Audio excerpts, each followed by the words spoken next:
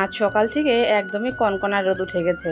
তো এদিকে তো মেয়েকে স্কুলে পাঠিয়ে দিলাম। তো দেখো মানে রোদের অবস্থা, মানে উঠোন ভর্তি রোদ।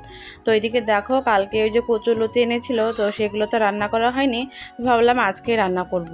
তো এদিকে দেখো আমি তো সকাল থেকে কিছুই খাইনি, আর এইবার বছরের আম দিয়ে দুধ দিয়ে মুড়ি দিয়ে কিন্তু একদিনও খাওয়া হয়নি। তো অনেকদিন ধরে হচ্ছিলাম খাবো খাবো। তো ওই যে কালকে আম এনেছিল, তো দেখো ওই সকাল সকাল আজকে কিন্তু আর চা বানালাম না, আজকে আম দুধ মুড়ি দিয়ে খাবো।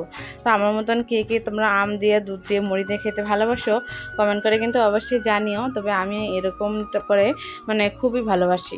এমনিতেই ধর দুধটা খাই না, তবে আম থাকলে কিন্তু দুধটা মাঝে মধ্যে চলেই আর কি। আর এদিকে দেখো খেয়ে নিয়ে আমি কিন্তু কচুরলতিগুলো বাছতে বসে গেছি।